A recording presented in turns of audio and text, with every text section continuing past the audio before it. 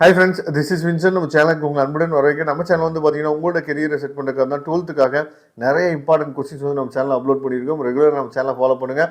மறக்காமல் உங்கள் ஃப்ரெண்ட்ஸுக்கும் மேக்ஸிமம் நம்ம சேனலை பற்றி சொல்லுங்கள். அது மட்டும் இல்லாமல் நம்ம சேனலோட வாட்ஸ்அப் குரூப்பில் கண்டிப்பாக நீங்கள் ஜாயின் பண்ணிடுங்க.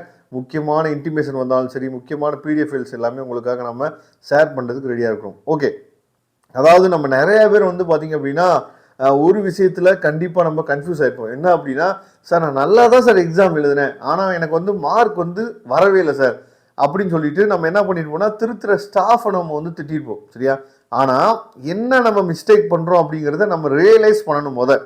அதுக்கு தான் இந்த வீடியோ வந்து உங்களுக்கு ரொம்ப ரொம்ப ஹெல்ப்ஃபுல்லாக இருக்கும். இப்போ நம்ம பார்க்க போகிறது, அதாவது கெமிஸ்ட்ரி ஆன்சர் கீயை நம்ம பார்க்க போகிறோம். பப்ளிக் எக்ஸாமினேஷன் 2025 மார்ச்சில் நடந்த, லாஸ்ட் இயர் மார்ச்சில் நடந்த ஆன்சர் கீயை நம்ம பார்க்க போகிறோம். சார் ஆன்சர் கீயை பார்த்து நாங்கள் என்ன சார் பண்ண போகிறோம் அப்படின்னா, அதாவது ஒரு கொஸ்டினில் அவங்க என்ன எதிர்பார்க்குறாங்க, என்ன ஆன்சர்ஸ் வந்து கவர்மெண்ட் வந்து எதிர்பார்க்குறாங்க, நம்ம வந்து அந்த ஆன்சரை ஒட்டி நம்ம எழுதினாதான் நமக்கு மார்க் கிடைக்கும் அப்படிங்கிறத நீங்கள் ஃபஸ்ட்டு நீங்கள் புரிஞ்சுக்கணும். சரியா?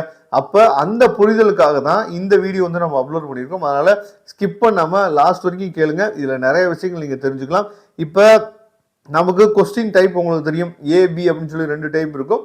அந்த ஒன் வேர்ட்ஸை நீங்கள் பார்க்குறீங்க. இப்போ இந்த ஒன் வேர்ட்ஸில் ரொம்ப முக்கியமாக, அதாவது question number, option and answer, இது 3மே கரெக்டாக இருந்தால் மட்டும்தான் உங்களுக்கு வந்து மார்க் வந்து கொடுப்பாங்க.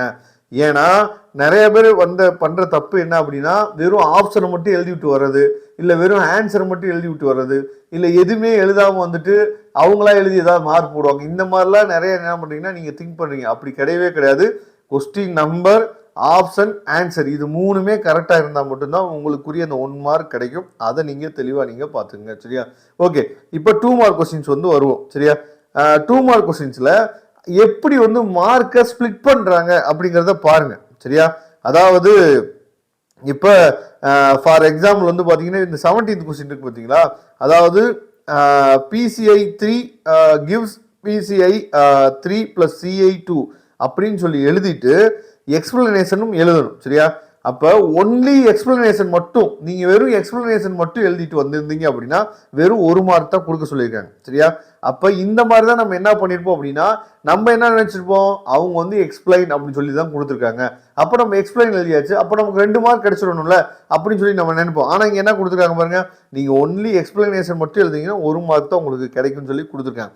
இதுதான் ரொம்ப முக்கியமானது. அதுக்கப்புறம் அதாவது ரொம்ப முக்கியமானது நீங்க பார்க்கணும், அதாவது கரெக்ட் டெஃபனிஷன் இல்லைன்னா ஃபார்முலா, இது 2ல் ஏதாவது ஒன்று எழுதுனீங்கன்னாவே போதுமானது. சரியா? அதாவது டெஃபனிஷன் ஒன்று கரெக்டாக இருக்கணும், அப்படி இல்லைன்னா வந்து பார்த்தீங்க அப்படின்னா ஃபார்முலாவாவது கரெக்டாக இருக்கணும். 2ல் ஏதாவது ஒன்று இருந்தீங்க அப்படின்னாவே 20வது கொஸ்டின் வந்து பாருங்க, இந்த ஈக்குவலன்ட் கொஸ்டின் இருக்கு பார்த்தீங்க, இதுவுமே வந்து கரெக்ட் டெஃபனிஷன் இல்லைன்னா வந்து பார்த்தீங்கன்னா ஃபார்முலா, இது 2ல் ஏதாவது ஒன்று எழுதணும்னு சொல்லி கொடுத்துருக்காங்க. அதுக்கப்புறம் 21வது கொஸ்டின் வந்து பாருங்க, எக்ஸ்பிளனேஷன் இல்லைன்னா வந்து எனி ஒன் கரெக்ட் ஈக்குவேஷன் எழுதுனீங்க அப்படின்னாவே 1 மார்க். இல்லைனா வித்தவுட் மென்ஷனிங் தி, அதாவது வெப்சைட்டிங் ஏஜென்ட் அப்படின்னு சொல்லி கொடுத்துருக்காங்க பார்த்தீங்களா, அதுக்கு வந்து பார்த்தீங்கன்னா 1 மார்க் தான் அப்படின்னு சொல்லி கொடுத்துருக்காங்க. இப்போ நான் எதுக்காக இதெல்லாம் சொல்ல வரோம் அப்படின்னா, மார்க்கை வந்து எப்படி ஸ்பிளிட் பண்ணுறாங்க அப்படிங்கிறத நீங்கள் முதல் என்ன பண்ணணும் தெரிஞ்சுக்கணும். இப்போ 3 மார்க் கொஸ்டின் வந்து பாருங்க, ரிவைனிங் ஆஃப் NI, இந்த கொஸ்டினுக்கு வந்து 2 ஈக்குவேஷன் வித் கண்டிஷன் எழுதுனீங்க அப்படின்னா 3 மார்க். ஒன்லி எக்ஸ்பிளனேஷன் இல்லைனா எக்ஸ்பிளனேஷன் வித்தவுட் கண்டிஷன் எழுதிங்கன்னா 2 மார்க் தான்.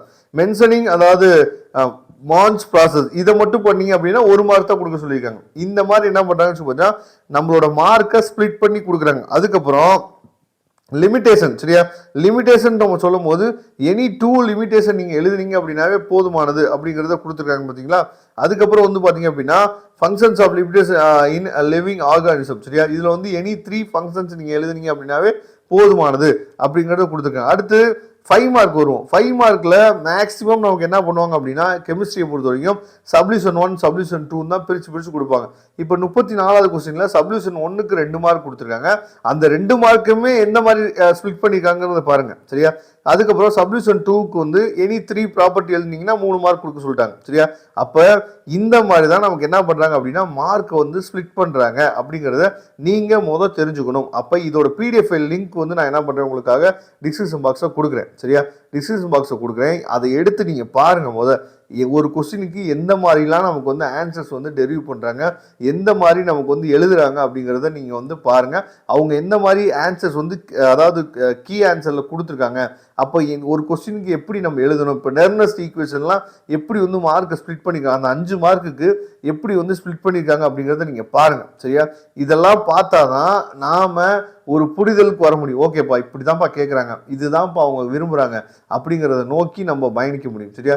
இதே மாதிரி அடுத்தடுத்த வீடியோவில் நான் எல்லா சப்ஜெக்ட்டுமே உங்களுக்கு கொடுக்குறதுக்கு ரெடியாக இருக்கிறோம். அதுக்கு நீங்கள் பண்ண வேண்டிய விஷயம் நம்ம சேனலை சப்ஸ்கிரைப் பண்ணி வச்சுங்க. நம்ம சேனலோட வாட்ஸ்அப் குரூப்பில் கண்டிப்பாக ஜாயின் பண்ணுங்க. இது எல்லாத்தோட லிங்க்கும் டிஸ்கிரிப்ஷன் பாக்ஸில் இருக்குது.